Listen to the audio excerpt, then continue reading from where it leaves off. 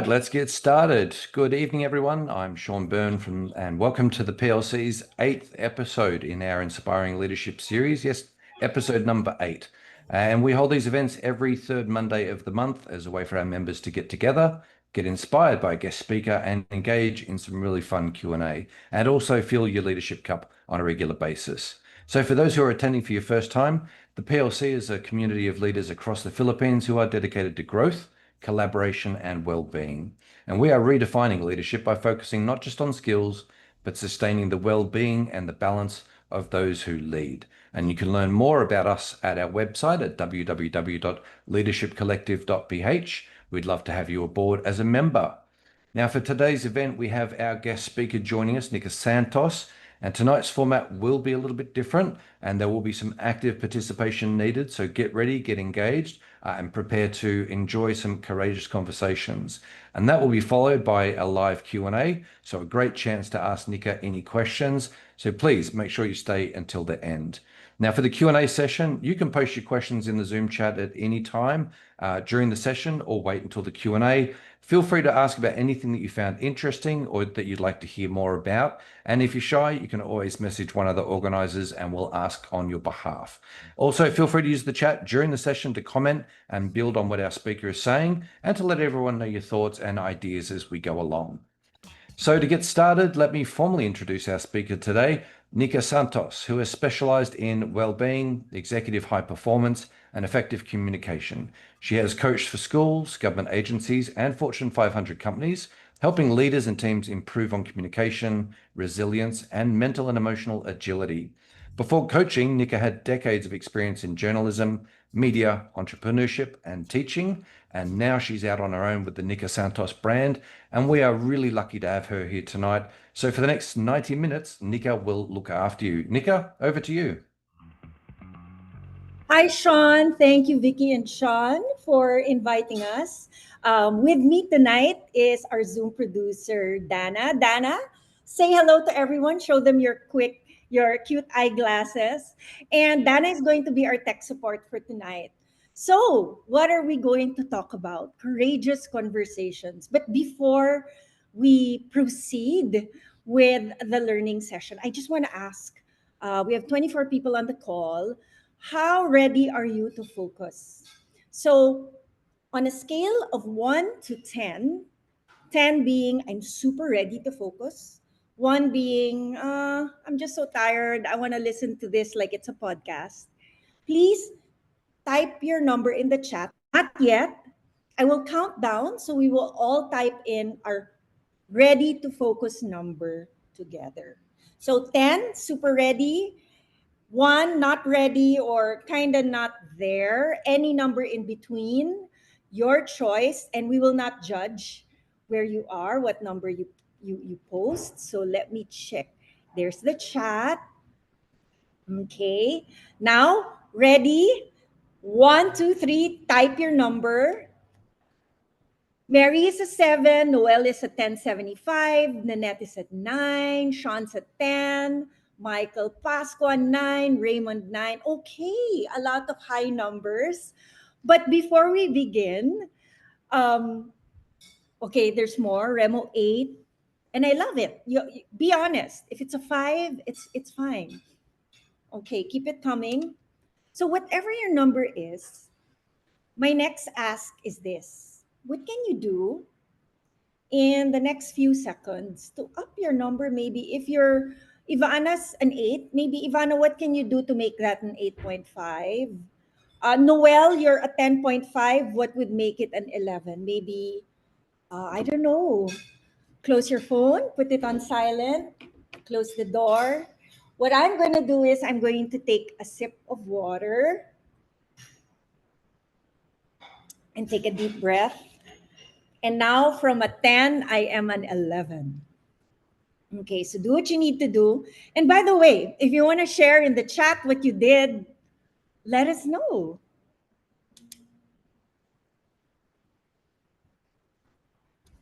Okay, so I hope some numbers have been raised. Okay, got a laugh from Noel. Okay, so now I think we are ready to get into our learning objectives for tonight. So, our learning objectives for our talk on courageous conversations, it's actually more of a workshop you're going to be working, is to learn mindsets and tools that drive courageous conversations. It's also to understand the real cost of not speaking up. And we are also going to challenge you and invite you to ask better questions and understand why better questions are key to braver, more courageous conversations.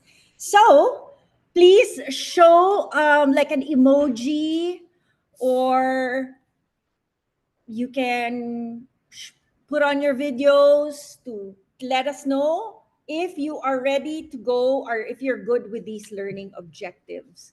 Let's see emojis and faces. I'm going through the okay, thanks for the heart, Ivana. Mary, thumbs up, ready. Alden is ready. Okay, we'd love to see faces and emojis. Noel is ready. Great. Okay. So let me go on to shock you.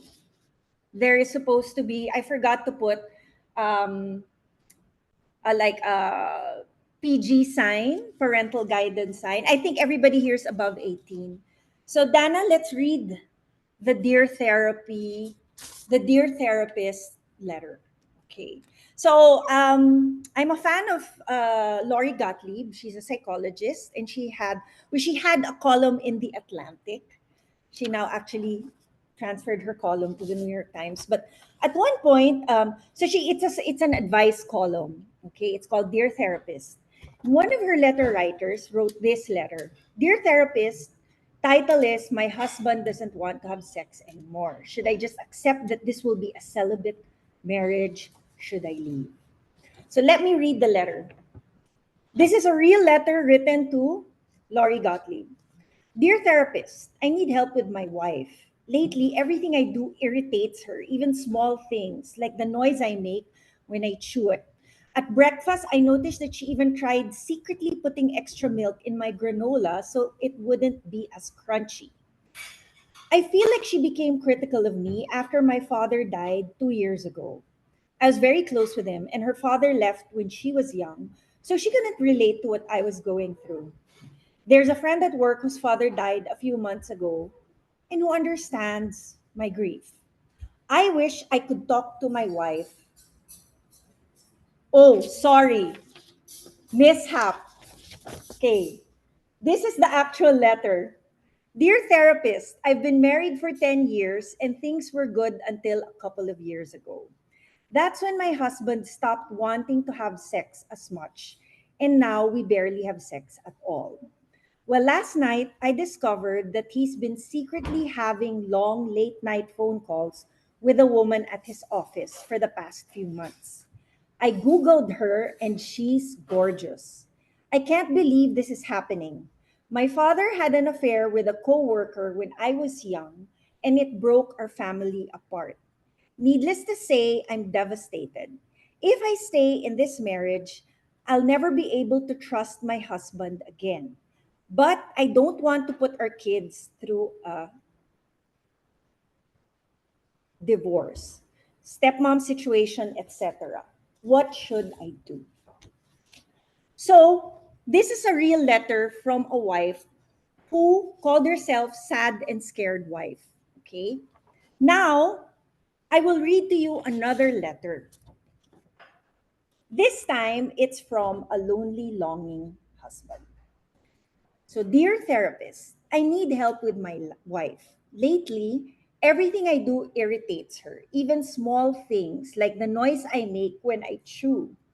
At breakfast, I noticed that she even tried secretly putting extra milk in my granola so it wouldn't be as crunchy.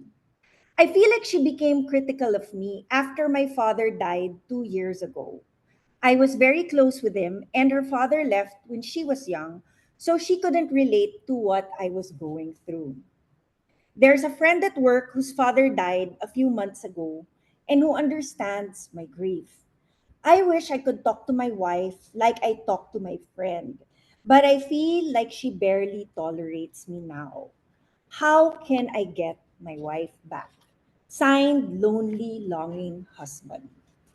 So, the first letter is from a wife. I know you kind of know where this is going, and this is a real letter.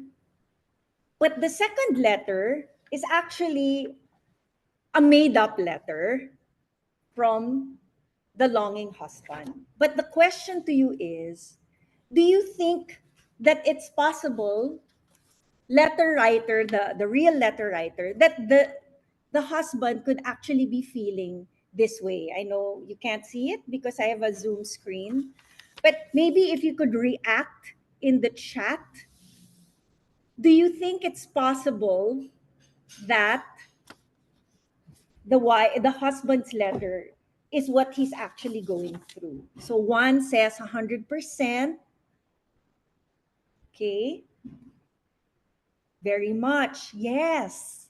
No, we don't know what's really going on with the husband, but I can see in the chat that logically it could actually be the case that the husband is actually longing to talk to his wife, but instead of talking to each other, one of them actually went through the trouble of writing a letter to a psychologist, but not having a conversation with her husband. So, the first tool I'm going to introduce to you is a quadrant. What is the cost if I speak up, and what happens if I stay silent? So, look at the quadrant for a moment. And don't worry, Sean and Vicky will send you a PDF of our file. But this is something I find helpful and I ask my clients to do. What is the risk and reward for speaking up about whatever, like this wife, right? What are the risks and rewards if she talks to her husband? What are the risks and rewards if she stays silent? And for you, I ask you, if there's a conversation that's important that you should be having, but you're not having, try using this quadrant. What are the risks and what are the rewards? So that's one tool. And so you decide, what is the cost of me not having this difficult conversation? What is the cost of me not doing or engaging in a courageous conversation? Now, I offer you a mindset. Mindset number one. It's the mindset of victim versus player. So if you notice, the letter writer, there is that factor of the question, what did he do wrong? She's actually pointing out that he's already doing something wrong. But if you are a player, instead of asking what did he do wrong, you ask, what role do I play in this situation? If you're a victim, another question you tend to ask is, whose fault is it? Or you actually say it's his fault or it's her fault. But if you're a player, the question you ask is, what's my contribution to this situation? Another victim question is, what should he have done? He should not ignore me. He should do this and that for me. But if you're a player, what can I do now? Another victim question, what should he do to fix it? Him or her, what should they do to fix it? But if you're a player, what can I learn? Right? So you already asked, what can I do? Then you can also ask, what can you learn from this experience? So that's the victim versus player mindset. Mindset number one, where it really, the philosophy behind it is whatever result we are living in, whatever situation we're living in, it is equal to the challenge that we're facing versus our responsibility, our ability to respond. And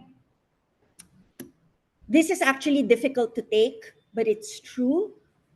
whatever problem we're experiencing, if you don't feel like you're part of the problem, you really can't be part of the solution. Agree? Does that make sense? Does that kind of hurt?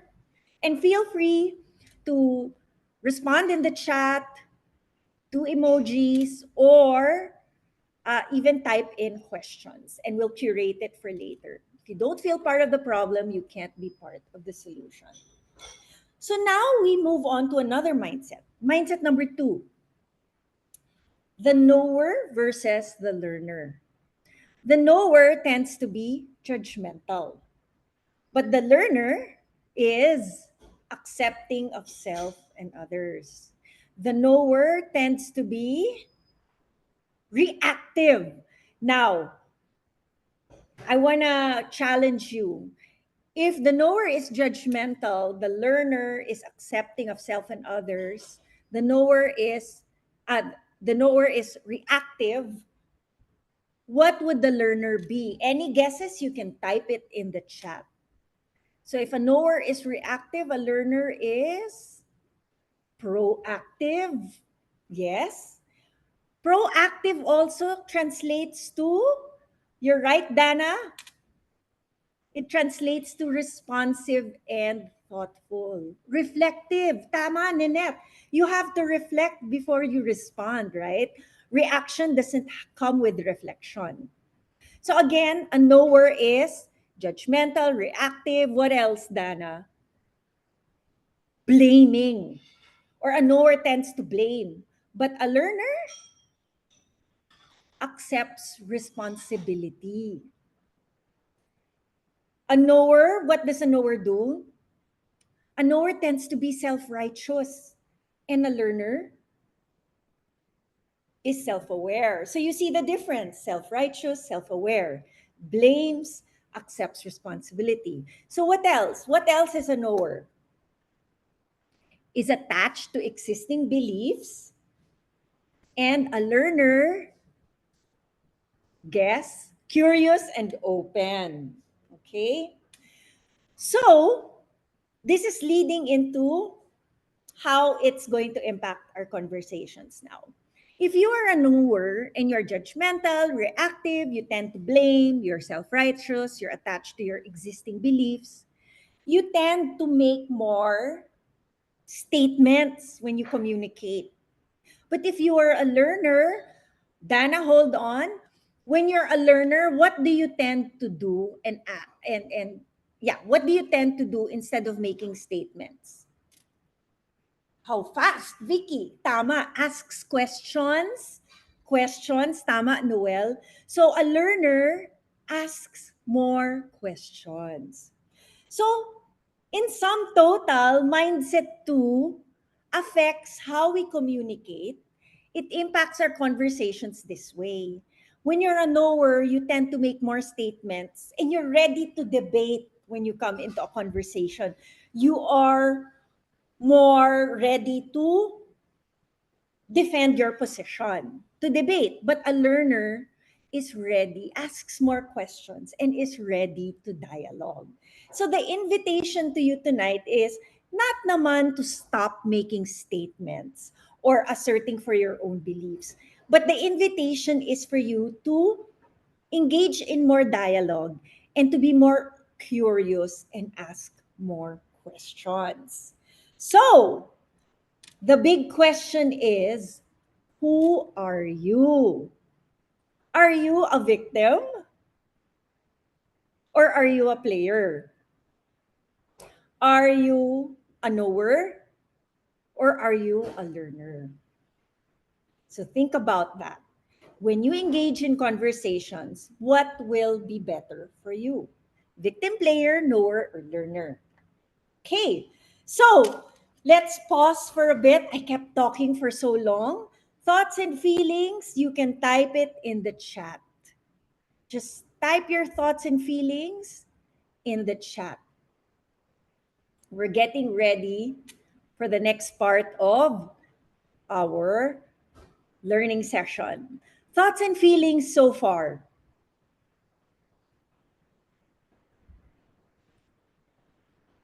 You can use the chat. Good to be aware of these mindsets. Thanks, Noel. So what are you feeling? Has anyone felt like they could be more of a player? Do you feel like you you know who here has been in victim mode? I know I have. Guilty sometimes, that's right. I've been in victim mode and it's okay. Nanette, you feel that you are truly a learner. That's good. And if you sometimes fall into, that's right, after being a coach, you've progressed to being more of a learner and a player because we are trained to be curious. And if sometimes we get triggered and emotional and we still fall to our victim thoughts, that is completely okay. What's important is you catch yourself and you can step away and reflect, like Nanette or somebody had said earlier, and then shift to learning mode before you engage in conversations that move you forward. Okay, so we are inviting you to speak up more, but when you do speak up, the big question is how exactly do we do it?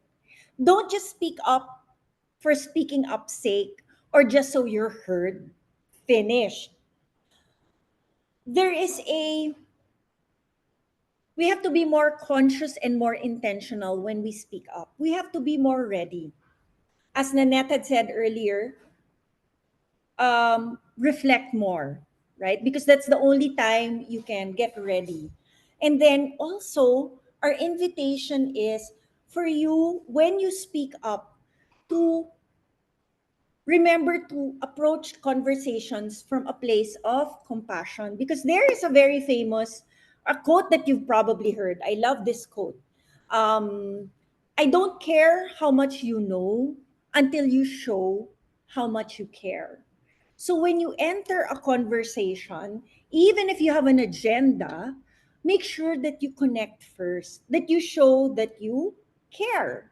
So we are offering you some conversation strategies. This is a bit wordy. Now, we just remember you can take a screenshot or wait for the PDF that Sean and Vicky are going to send. These are some strategies that you can do before you engage in conversation. Prepare in advance. Let's say it's a difficult conversation that you're going to have with your one down at work. Probably you're going to give difficult feedback. Get ready with your goal and your common good. If you were triggered by the bad performance, do not have the conversation when you're still highly emotional. And then I'm not going to read it. This is just for you to appreciate, read on your own, and then you will see this in the PDF. And of course, you can also take a screenshot. So these are some of the strategies you can employ. Now, this sets us up well for the next part of our learning session, where we're going to get better at asking questions. We assure you by the end of this learning session, you will be much better at asking questions. Why? Who here has heard of Peter Drucker? He is known to be I think, the father of management thinking, or the father of thinking about management. His famous quote is this: the important and difficult job is never to find the right answers, it is to find the right question. For there are a few things as useless, if not dangerous, as the right answer to the wrong question. So I'd like to end with this quote. Okay, it's a quote I love about questions. In the word question, there is a beautiful word, quest. I love that word. We are all partners in a quest. You are my question and I am yours. And then there is dialogue. The moment we have answers, there is no dialogue. Questions unite people, answers divide them. So Elie Wiesel is a Holocaust survivor right? He won the Nobel Prize, Nobel Peace Prize. And my invitation as a coach is this: you will be braver and have more courage to have difficult conversations if you come into it with an open mind and with curiosity. Because if you come in curious, you are naturally coming in as somebody who cares to learn about something. And when you care to learn about something, that automatically opens up dialogue. So that's it. Thank you, everyone, for your participation and for being very vulnerable in the breakout rooms. I hand it over to you now, Sean. Well done, Nikka. Thank you very much. And it's time for some Q&A. So this is a chance to ask Nikka any question that you like. And people, it looks like people are actually asking other people questions. But Nikka, let me ask you one question. I know you've been doing this for a long time. So what's the single biggest mistake, the biggest leadership mistake that people make when they avoid tough, courageous conversations? Ah, well, the biggest mistake there is you avoid discovering great insight. You actually lose the chance to even innovate or actually find good solutions to problems if you don't talk about it. So I think leaders, it their number one or part of the core, especially at top leadership when you're a people leader, that is a key skill more than the technical skill, that ability to have courageous conversations and to invite people to have courageous conversations. Another big mistake is when you don't provide as a leader that safe and courageous space for people to be brave enough to talk to you and say, "Hey Sean, I have a problem about this."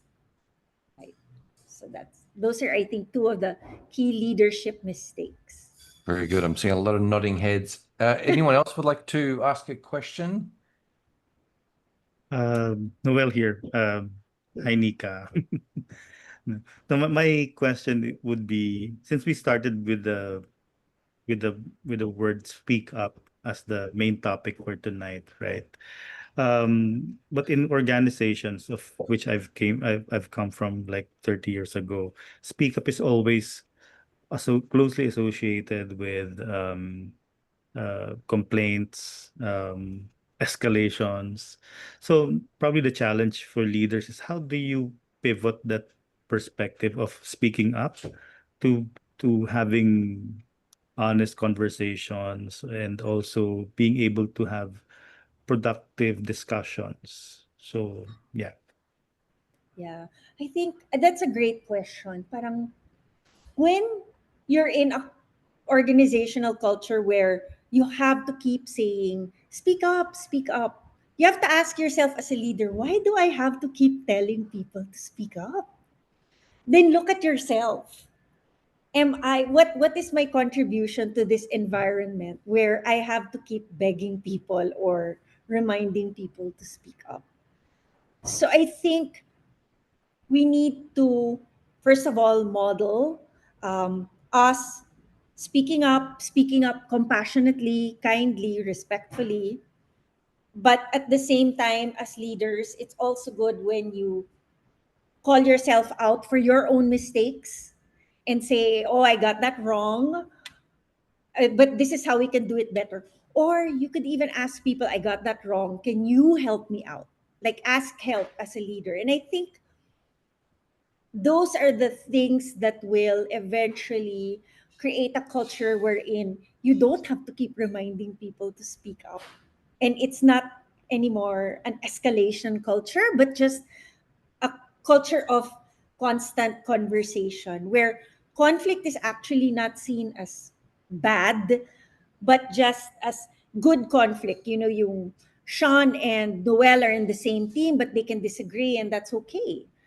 Because we have this culture where we can disagree, and we're already, um, this is how we talk to each other here. We don't shout at each other or whatever. We just disagree and have a discussion about it there. Yeah.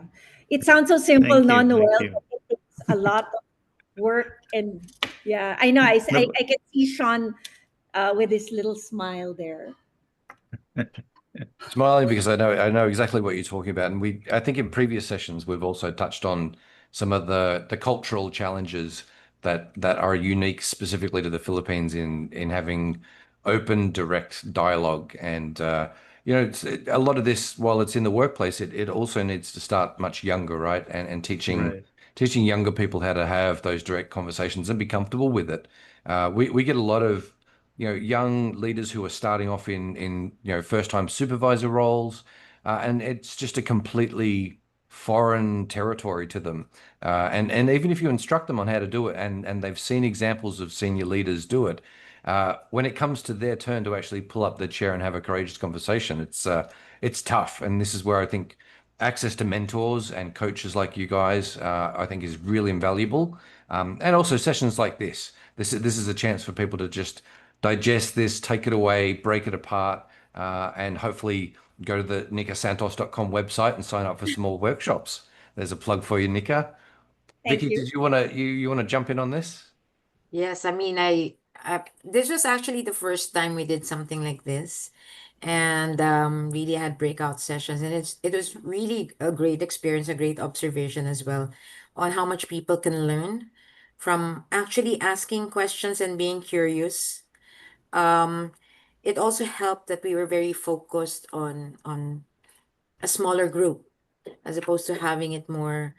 I could say we enjoyed the conversation in our group. I mean, just getting and noting down those questions, there are so many insights. I mean, right? So, yeah, I mean, Yeah. you're right. It's a as you get into a difficult conversation, a courageous conversation, it's about being inquisitive, being curious, being able. It's coming in with a learning mindset rather than you actually knowing everything just because you're a leader. Um, you would really understand that you could actually learn from other people. So, yeah. Fantastic. But thank you, Vicky. Yeah, I know I jumped in, I butterflied such vulnerable conversations in your room. But Sean, the interesting thing about the Filipino culture is, well, especially people from our generation, we were raised um, as children, you should be seen, not heard. So that's why it's such a big departure to us when we're thrown into the workplace. It's really, even if there's an open door policy, it's just such a stretch for us to do that. So, but I think the younger generation, at least our kids, right, Vicky, Noel, they talk back. I mean, because we're just different. But from a certain generation, I get you, Sean. It's like, what is going to make these people talk? So Noel has his hand raised. Yeah, kasi I know that Nika is a Gen Z coach, no? So, and bringing the topic into this generation. So how do you, because there'll be the future leaders eventually, right? So how do you think, how prepared are they in taking on this challenge of having productive conversations with their Gen Alpha, who's the who's the next generation after them?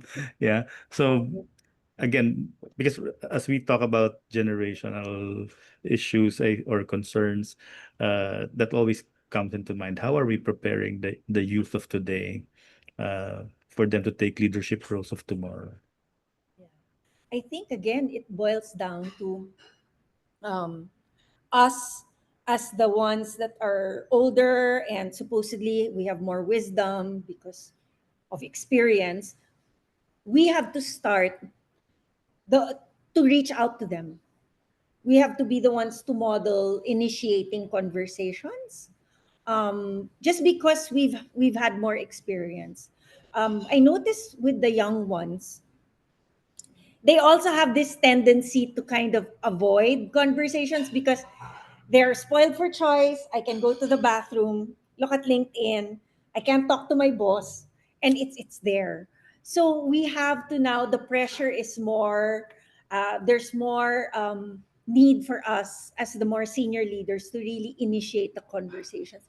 But I really think they're a very wise younger generation also because of YouTube University. They're so exposed, but we still need to model and initiate the conversations. So that's, I think, how we can prepare them. And if we do that, there's also a lot for us to learn from them. So that's how I see it. Fantastic. And I think that's a good segue into the end of our session. I think some people have got bedtime almost ready. Just before you do wrap up, though, I've dropped a feedback survey that Nikka has given a link to. Please take a few minutes to complete the feedback. It's really important for us to understand and for Nikka to understand how well the session went. So please take a few minutes to do that. And that brings our session to a close for tonight. We have a few things to do. Sorry, let me just replace the current share. Sorry, there we go.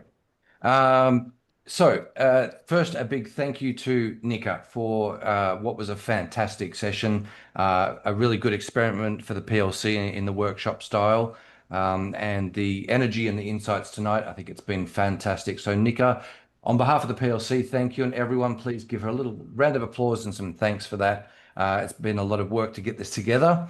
Our next online Inspiring Leadership event will be on Monday, July the 21st at 2025 at our regular time, back to 8 p.m. via Zoom. And we'll be announcing our guest speaker later in the month. So keep the date free, and we hope that you'll join us. If you're not already a member of the PLC, don't forget to join our LinkedIn and Facebook groups. You can visit our website, www.leadershipcollective.ph, and that will tell you exactly how you can sign up to all of our groups. And of course, a big thank you to everyone who participated for joining tonight and for your courage in joining in the breakout rooms and being proactive and really adding value to the session. We hope you had fun and that you found some inspiration from the session. And we look forward to seeing everybody on the third Monday of next month. So good night from us and take care. Thank you very much. Thank you, everybody. Take Bye-bye. care. Thanks, See you in the next everyone. PLC